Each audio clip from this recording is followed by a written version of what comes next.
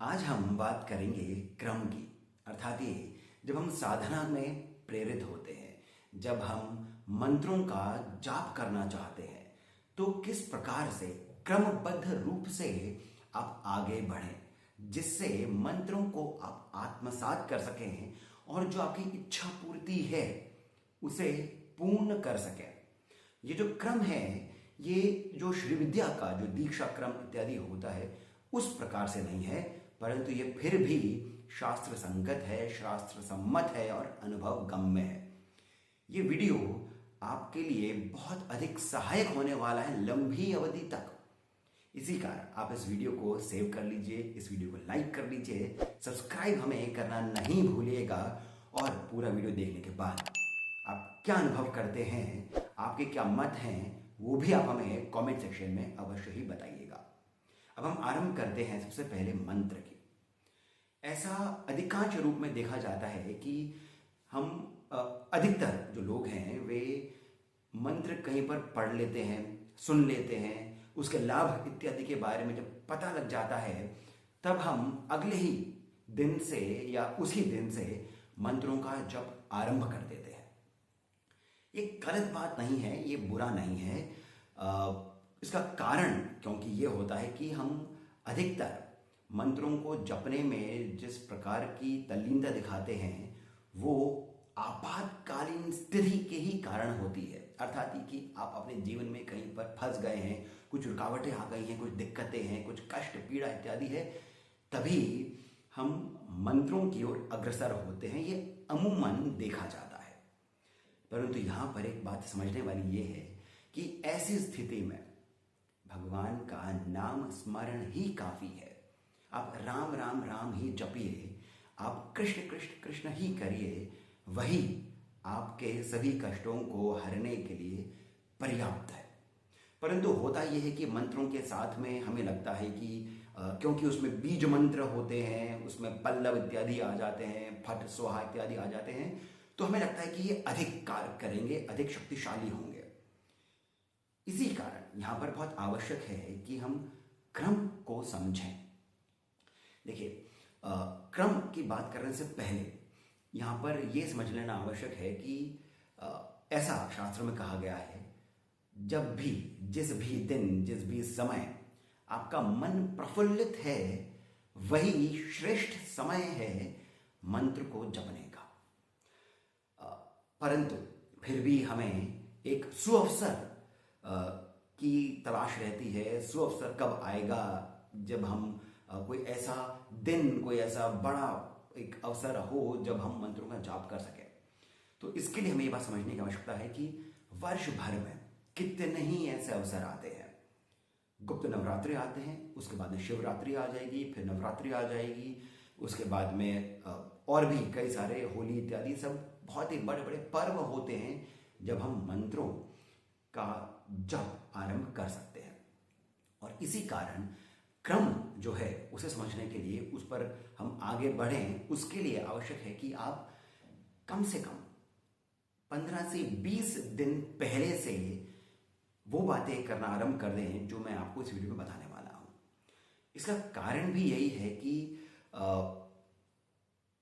जल्दबाजी, उतावलापन जो है ये हमें लाभ उस प्रकार से नहीं देगा जिस प्रकार से हमें चाहिए। हम मंत्रों का जब आरंभ कर देते हैं, फिर कुछ ही समय में हम उससे ऊब जाते हैं क्योंकि कुछ असर नहीं दिख रहा होता है। फिर हम कहते हैं अरे इन सब में कुछ बात रखी नहीं है। परंतु जब आप आज का वीडियो जब देखेंगे, उसके बाद जब आप इसको अपने जीवन में अमल में लेकर के आएंगे, तब आप देखेंगे पूर्ण रूप से मंत्र किस प्रकार से प्रभावशाली होने वाले हैं, कितने शक्तिशाली होते हैं मंत्र। और इसी कारण मैं आपको कह रहा हूं कि आप पंचांग देख लीजिए। पंचांग में आपको मालूम चल जाएगा कि आने वाले समयों में, आने वाले दिनों में कौन सा ऐसा समय है, कौन सा ऐसा अवसर है जो आप अपने लिए श्रेष्ठ बना सकते हैं, मान सकते हैं कि इस समय से मैं इस मंत्र का जाप आरंभ करूंगा। परंतु उसमें करीब 15-20 दिन की अवधि हो। अब हम बात करते हैं सीधा क्रम की। सबसे पहला कार्य आपको जो करना है वो है अध्ययन। अध्ययन का अर्थ हो गया है कि आप पुराणों को खंगालें, पुराणों को देखें।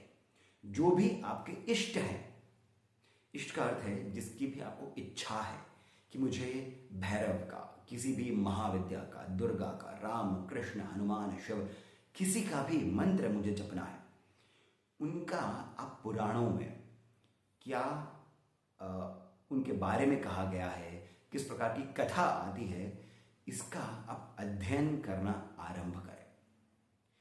शास्त्रों को पढ़ें। आप इनके बारे में जो अलग अलग लोगों ने कहा है, जितने भी प्रवचन होते हैं, कथाएं होती हैं, उन्हें आप सुनना आरंभ करें। यदि चर्चा कर सकते हो तो चर्चा भी करें। कहने की बात यह है कि अध्ययन आपका पहला स्टेप होना चाहिए, पहला आपका ये पटल होना चाहिए जहां से आप मंत्रों को आत्मसात करने की दिशा की ओर बढ़ सके। अध्ययन बहुत आवश्यक है और ये आपके उन 15-20 दिनों की अवधि तक निरंतर रूप से होते रहना चाहिए। कितने ही पुराण हैं, यदि आपको महाविद्या के बारे में पढ़ना है तो देवी भागवत पुराण है, भगवान श्री कृष्ण के बारे में तो कितने ही पुराण हैं, इन सभी में श्री राम के बारे में भी बताया गया है। पढ़ना आरंभ करें, ये बहुत बहुत बहुत आवश्यक है।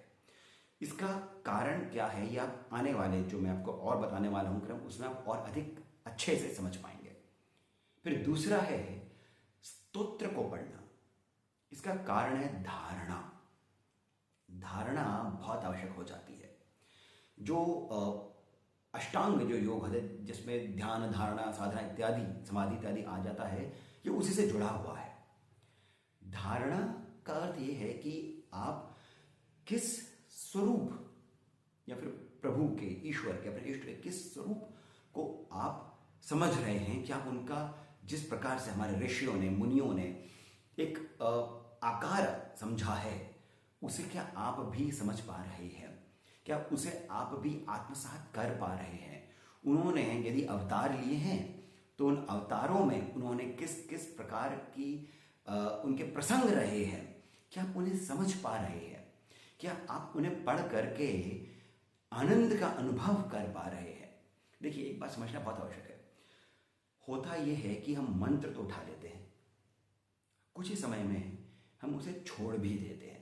तो जितनी शीघ्रता के साथ में, जितने उत्सुकता के साथ में हम मंत्र उठाते हैं, उतनी ही जल्दी हम उससे छुटकारा भी पा लेते हैं। परंतु यहां पर हम बात कर रहे हैं केवल एक जन्म की नहीं, इस जीवन की ही नहीं, जन्मों की, जन्मांतर की। इसी कारण एक एक क्रम, एक एक स्टेप, एक एक आपका पटल जो है, सोपान जो है, वो सोचा समझा हो, उसमें आप उतरे, ये बहुत आवश्यक है। और ये आप जब अध्ययन करना आरंभ करेंगे तभी आप समझ जाएंगे कि क्या ये जो देवता हैं जिनके बारे में आपने पढ़ा है, सुना है, आपके मन में इच्छा है, ये इनके साथ में आपका कोई तादात्म्य बन रहा है? क्या इनके बारे में पढ़ करके आपको और अधिक रुचि हो रही है इनके बारे में और समझने की? यदि नहीं हो रही है ना, तो आप स्वयं से समझ जाएंगे कि ये देवता की भी इच्छा नहीं है कि मैं इसमें और आगे बढ़ूं। तो जहां पर बात आती है कि गुरु के ही माध्यम से मंत्रों का जाप करना चाहिए, ये उसी प्रकार का है। आपके भीतर का जो गुरु है वही आपको गाइड करेगा कि इसमें और आगे कहां पर बढ़ें। इसीलिए अध्ययन बहुत अधिक आवश्यक है। उसके बाद में आता है धारणा, स्तोत्र को पढ़ना। इनके जब आप स्तोत्रों को पढ़ते हैं तभी आप स्वरूप के बारे में और अधिक विस्तार के साथ में समझ पाएंगे। और जब स्वरूप आपको आनंदित करते रहेगा तभी आप और आगे बढ़ने के प्रति उत्सुक भी होंगे। फिर आता है ध्यान। जिस भी इष्ट, जिस भी देवता, वो भैरव हो, महाविद्या हो, इनके प्रति आप आकर्षित हैं तो इनका ध्यान मंत्र बहुत आवश्यक है। ध्यान मंत्र जो होता है वो आपके भीतर के भाव के अनुसार या फिर उसको प्रेरित करता है। इसी कारण अध्ययन, धारणा, जिसमें आप स्तोत्र इत्यादि पढ़ते हैं, जिसमें पूर्ण रूप का वर्णन होता है, उनके प्रसंगों का वर्णन होता है स्तोत्रों में। उसके बाद में जब आप ध्यान करते हैं तब किस भाव से आप अपने इष्ट का ध्यान मन में लेकर के आते हैं, वो आपके आगे का क्रम निर्धारित करता है। जैसे हम यदि हनुमान जी का ध्यान मंत्र लेते हैं तो उनका एक बहुत ही सुप्रसिद्ध सा मंत्र है, मनोजवम मारुततुल्य वेगम जितेंद्रियम बुद्धिमताम वरिष्ठम वातात्मजम वानर यूथ मुख्यम श्री रामदूतम शरणम प्रपद्ये। ये सौम्य रूप है, ये हनुमान जी का एक योगी का रूप है, एक तपस्वी का रूप है। जितेंद्रियम, अपने इंद्रियों को इन्होंने जीत लिया है। वातात्मजम, आत्मज है वायु के। बुद्धिमताम वरिष्ठम, इनसे अधिक बुद्धिमान कौन ही हो सकता है। जब आप इस प्रकार से हनुमान जी का ध्यान करते हैं तब आपके भीतर के जो भाव हैं वो उसी प्रकार के हो जाते हैं। वहीं पर जब आप पंचमुखी हनुमान का ध्यान करते हैं, जिसमें पंचवक्त्र आता है, जिसमें महाभीमम आता है, सर्व शत्रु संहारण के बारे में आता है, तब आपके भीतर का जो भाव है वो बदल जाता है। तब आप हनुमान जी को वीर की भांति देख रहे होते हैं, ध्यान लगा रहे होते हैं, जो कि उनके सौम्य रूप से बहुत इतर है। और यही आपके स्वयं के स्वभाव के साथ में, स्वयं के अनुरूप एक तादात्म्य स्थापित करने के लिए बहुत अधिक आवश्यक हो जाता है। तो आप समझ रहे होंगे कि किस प्रकार से ये जो अवधि है, जो मैंने आपको 15-20 दिन कम से कम मैंने जो कहा है, ये आपको अपने इष्ट के प्रति और इनकी राह पर, इनके मार्ग पर लेकर के जाएगा। और जैसे जैसे आप आगे बढ़ते जाएंगे आप देखेंगे कि आपको इच्छा आपकी और प्रबल होती जाएगी। यदि मंत्र जाप में आप सफल होने वाले हैं, यदि आपकी इच्छाओं की पूर्ति होने वाली है, तब देखेंगे सभी मार्ग आपके लिए सुनियोजित रूप से खुलते ही जाएंगे। ऐसा आप में से कितने ही लोगों ने देखा भी होगा, अनुभव भी आपका रहा होगा कि अचानक से ही कोई कथा आपको इंटरनेट पर या कहीं और पर मिल जाएगी। आप टीवी चला रहे होंगे तो कोई प्रवचन चल रहा होगा और वो देवता, जिन देवता के बारे में आप आकर्षित हैं उन्हीं के बारे में होगा। कहीं से कोई चर्चा हो रही होगी, कोई मंत्र आप सुन रहे होंगे दूर से। ये सभी बातें अपने आप ही अनायास ही होने लग जाती हैं। हमें आवश्यकता है कि हम इसके प्रति जागरूक रहें, सचेत रहें। तो अध्ययन, धारणा, ध्यान, पुराण, कथाएं, स्तोत्र, ध्यान मंत्र, उसके बाद में आता है, अब यहां पर जो मैंने बात करी है ये आपके ध्यान को एकाग्रित करने के लिए ये सारी बातें बहुत आवश्यक है। अब हम जब दूसरे एक स्तर पर पहुंच जाते हैं तब यहां पर आवश्यक है कि हम आसन सिद्धि करने की चेष्टा करें। आसन सिद्धि मंत्रों से नहीं। आसन सिद्धि का अर्थ ये हो गया है कि आप एक लंबी अवधि तक बैठने का प्रयास करें, प्रयत्न करें।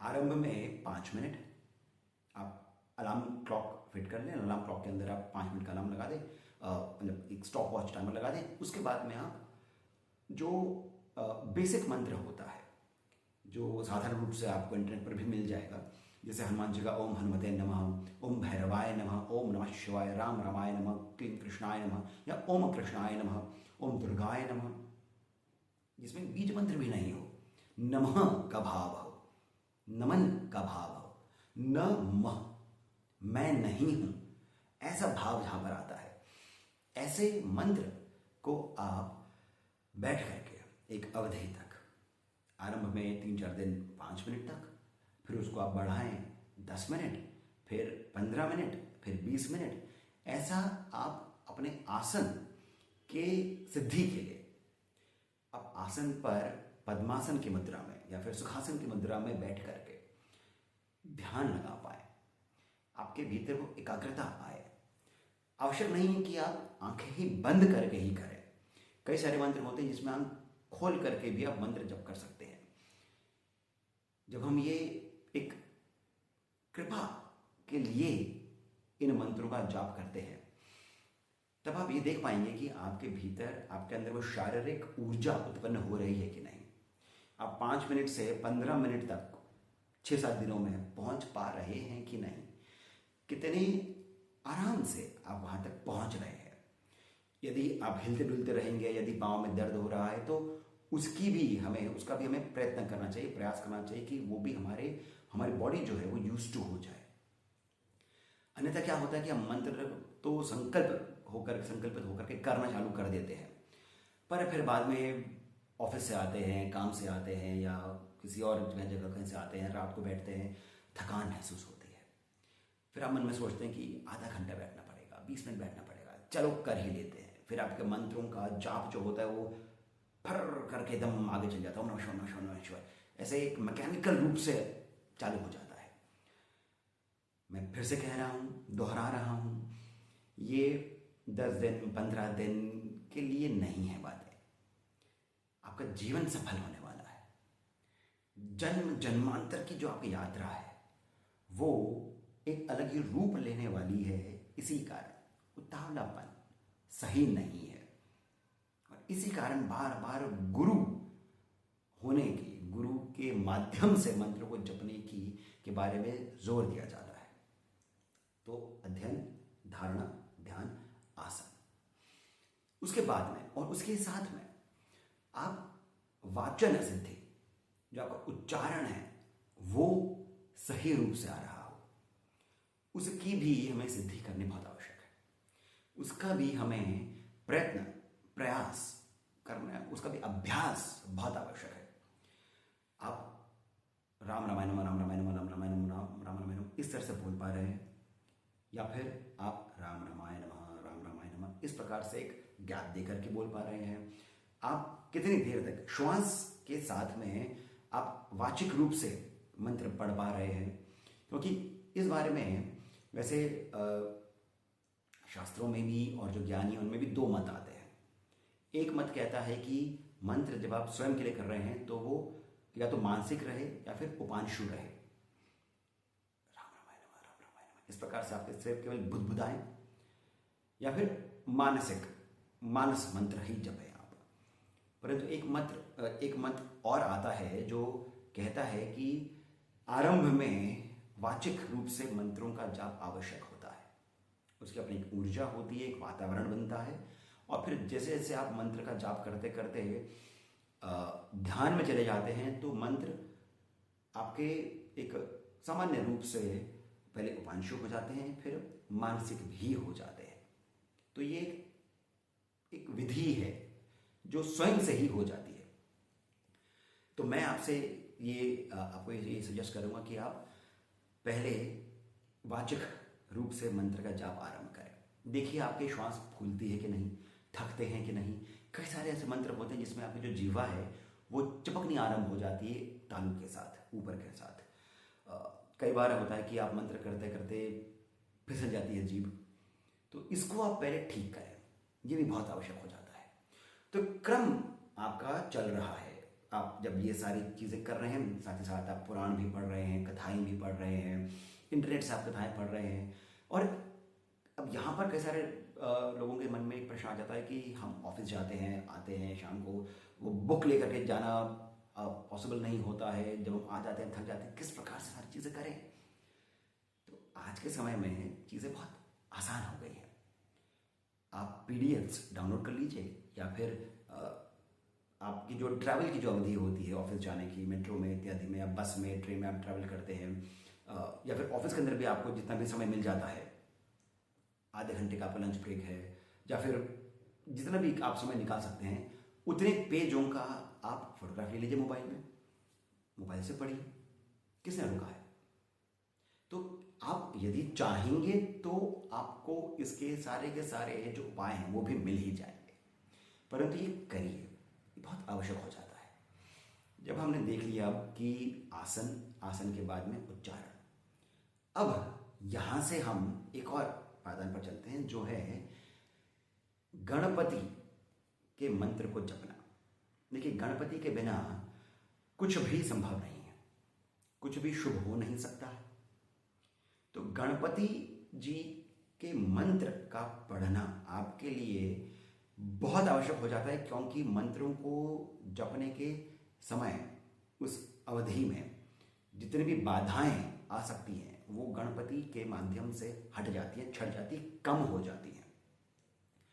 गणपति मूलाधार के देवता है, मूल आधार है ये कुंडलिनी का और आपकी महत्वाकांक्षाओं का, जो सांसारिक महत्वाकांक्षाएं हैं, दोनों का आधार मूल आधार ही है।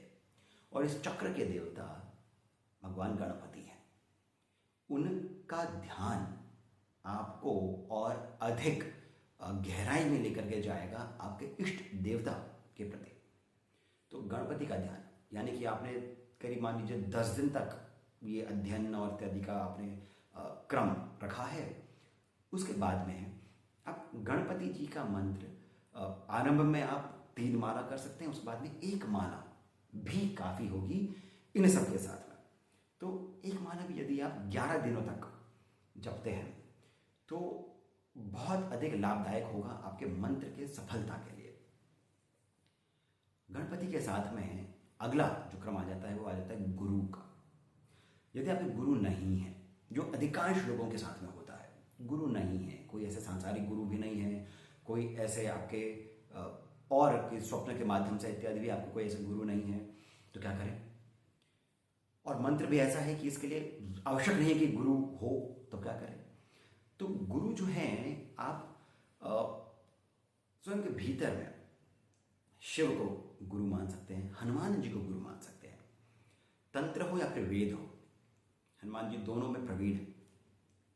हनुमान जी को आप गुरु मान सकते हैं, भैरव को गुरु मान सकते हैं।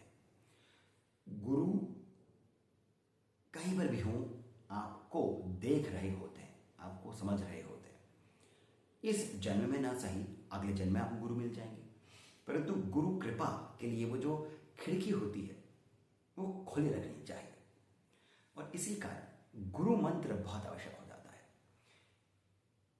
रीं श्री गुरुभ्यो नमः, रीं श्री गुरुभ्यो नमः, इस प्रकार से आप गुरु मंत्र भी जपें जितना हो सकता है। 2 मिनट 3 मिनट तक आप आप रीं श्री गुरुभ्यो नमः, रीं श्री गुरुभ्यो नमः इस प्रकार से जपें। 108 बार आपने जब जप लिया हो तो भी पर्याप्त है।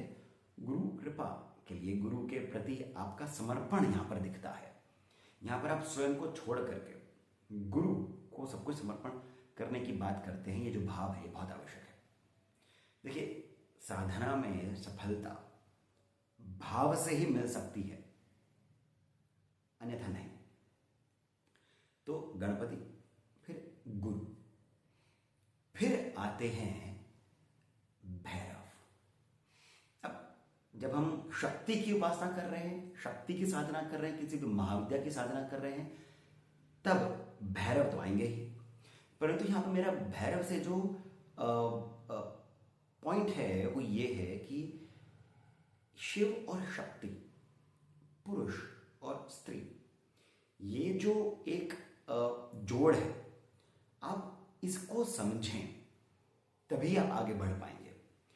भगवान विष्णु की साधना करनी है तो माँ लक्ष्मी, कृष्ण की साधना करनी है तो राधा, राम की करनी है तो माँ सीता, हनुमान जी की यदि करनी है तो साथ में राम।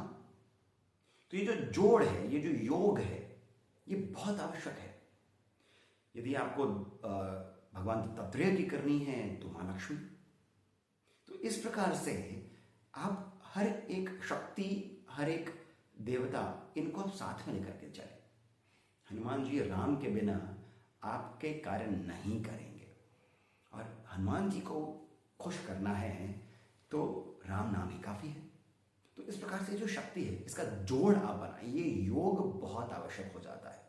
तो जो क्रम हमने अभी तक देखा है उसमें अध्ययन, धारणा, ध्यान, आसन, वाचन, आपका जो उच्चारण है, फिर गणपति, फिर गुरु, फिर ये जो योग है, ये भैरवी का जो योग है, ये सारे जो क्रम है यहाँ तक पहुँचते पहुँचते तो आप स्वयं के भीतर ही समझ जाएंगे कि आपके भीतर क्या बदलाव आ रहा है, आपकी धारणा किस प्रकार से प्रबल हो रही है या नहीं हो रही है।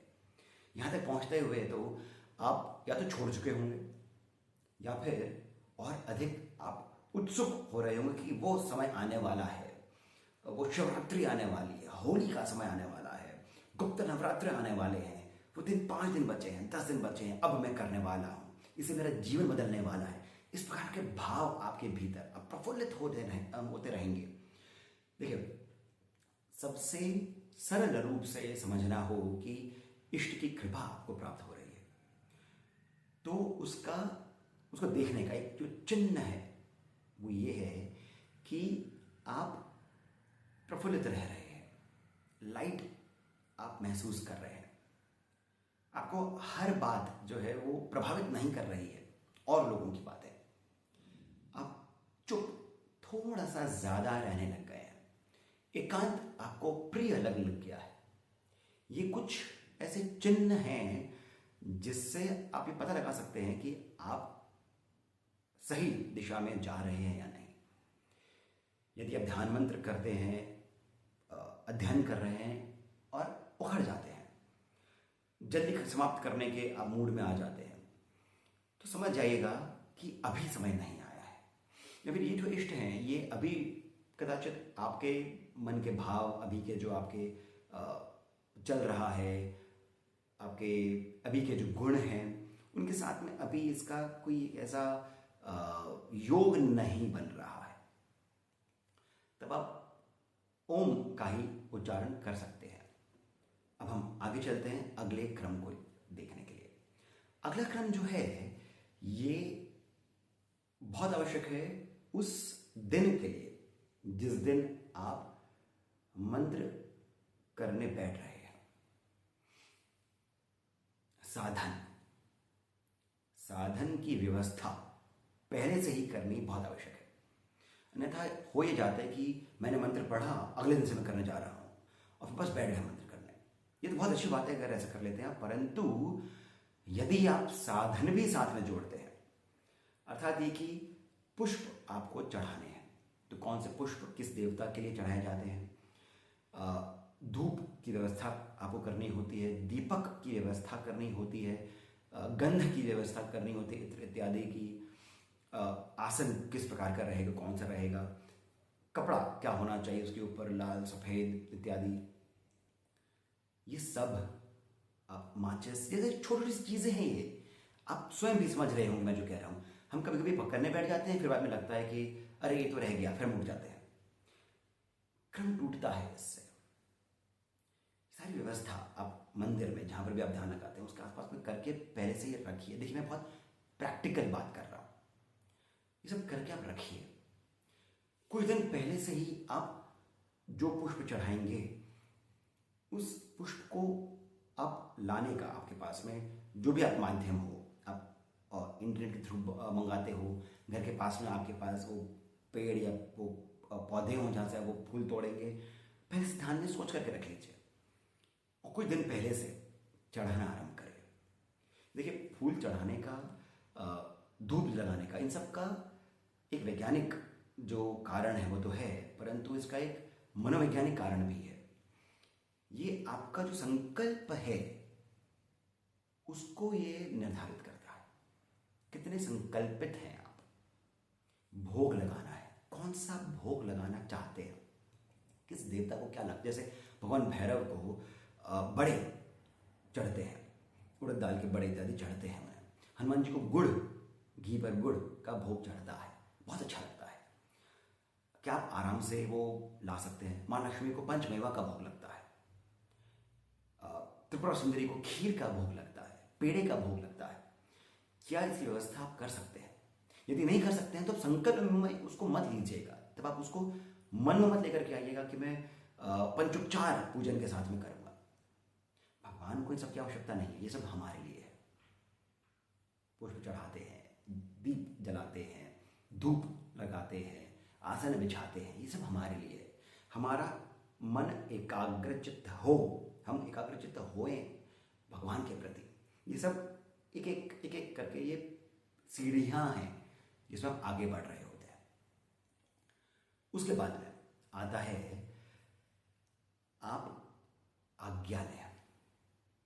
आज्ञा बहुत आवश्यक है। गुरु से आज्ञा, क्षेत्रपाल से आज्ञा, स्थान देवता से आज्ञा, पितरों से आज्ञा, इन सब से आप जब आज्ञा लेते हैं तब आप देखेंगे कि जितनी भी बातें आपने इंटरनेट इत्यादि पर देखी होंगी जहाँ पर कहते हैं कि माँ बगलामुखी की साधना जब हुई तो ऐसी कोई यक्षिणी आ गई और फिर ऐसा कर दिया वैसा कर दिया, भगवान भैरव का जब आप जाप कर रहे थे तब आपको डर लग रहा था इत्यादि, ये सारी बातें जब आप देखते हैं इंटरनेट पर ना, ये इसी कारण होती है कि हम मंडल का विज्ञान नहीं समझते हैं। हर देवता का अपना एक मंडल होता है, उस मंडल में योगी, योगिनी, यक्ष, यक्षिणी ये सभी होते हैं। अब आपको इतना विस्तार से नहीं पता होना चाहिए, परंतु यदि आप इस बात का यदि आप ध्यान रख लें, अपने संज्ञान में ले लें इस बात को, और फिर अपने ज्ञान अनुसार आप क्षेत्रपाल, दिक्पाल जो होते हैं, पितृ देवता जो हैं, इन सब का आप एक बार मन में ध्यान कर लें, इनकी आज्ञा ले लें, अनुमति ले लें। अब देखेंगे कि आपका मंत्र जो है किस प्रकार से कार्य करेगा। चमत्कार से बहुत दूर नहीं है। तब पितरों का आशीर्वाद ही बहुत होता है, परंतु हम से कितने लोग ऐसे हैं जो आप स्वयं से भी पूछ सकते हैं वाली बात, पितरों का ध्यान करते हैं। तो आप खुद सोचिए कि हम यहाँ पर जन्म जन्मांतर की बात कर रहे हैं और हम पितरों को भूल जाते हैं। बहुत आवश्यक है कि हम इन सब बातों का ध्यान रखें। उसके बाद में हम विनती करें। अगला जो क्रम आता है वो आगे के बाद में विनती आता है। विनती किससे? वो जो परिवार है, जैसे शिव परिवार है, हनुमान जी का राम, सीता, लक्ष्मण, इनसे आप विनती करें। कोई एक संस्कृत में श्लोक नहीं होगा इसका, परंतु आप मन से ही, कि जैसे गणपति का ध्यान लगाने वाले हैं तो आप भगवान शिव से, माँ पार्वती से आप ये विनती करें कि आपके जो आत्मज हैं वो मेरे इस छोटे से प्रयत्न से वो प्रसन्न हो, वो मेरी ओर देखें। हे जगदम्बा, हे महादेव, आपसे ये विनम्र अनुरोध है। इस प्रकार से आप जब मन में बात करते हैं तो आप देखेंगे कि आपको उस परिवार की भी कृपा एकदम अनायास रूप से प्राप्त होती रहेगी। जैसे मैंने बताया, हनुमान जी के लिए राम जी की कृपा बहुत आवश्यक है।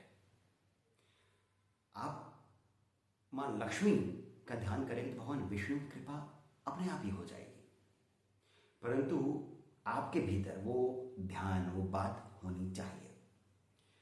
उसके बाद में आप मंत्र का जाप करें।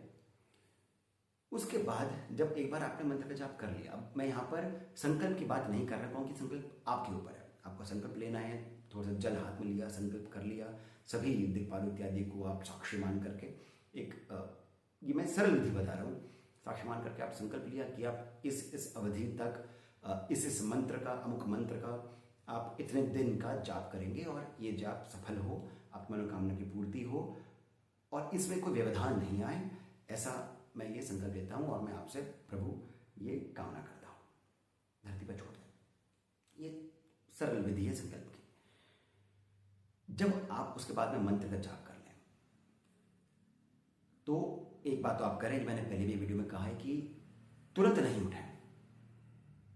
2 मिनट 3 मिनट मौन धारण करके बैठे रहें। जो साउंड होता है, जो ध्वनि होती है मौन की, उसे आप सुनने की चेष्टा करें। उसके बाद जब आपने कर लिया है तो अंतिम क्रम होता है समर्पित करना।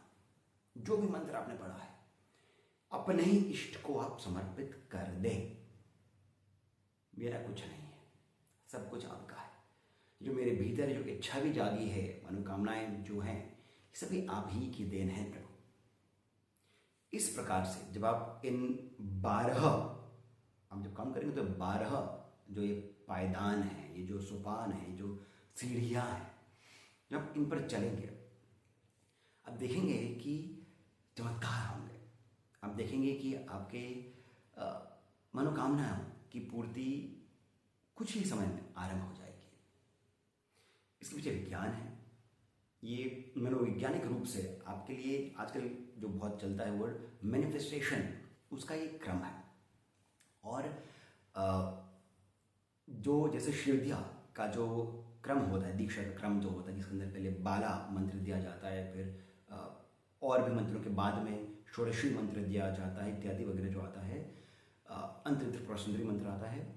ये सब भी जो है, इसका जो लॉजिक है वो वही है जो मैंने आपको अभी बताया है। बस बात इतनी है कि तब गुरु हमारे साथ में होते हैं उस दीक्षा में, और यहाँ पर हम स्वयं से ही कर रहे हैं। पर ध्यान रखिए, आप अकेले नहीं हैं। आपने अपने कुल देवता, इष्ट देवता, उनका पूरा परिवार, वो जो देवता है उनका मंडल, दिक्पाल, पितृ, इन सबको, गुरु को, इन सबको आपने साथ में लेकर के इतना सुंदर कार्य किया है, तो अकेले नहीं है। तो आशा करता हूं कि आपको ये जो क्रम रूप से जो मैंने आपको साधना, मंत्र, भैरव या महाविद्या, इनका जो मैंने आपको ये बातें बताई हैं, ये आपके लिए लाभदायक होंगी। इसको आप अमल में लेकर के आएंगे।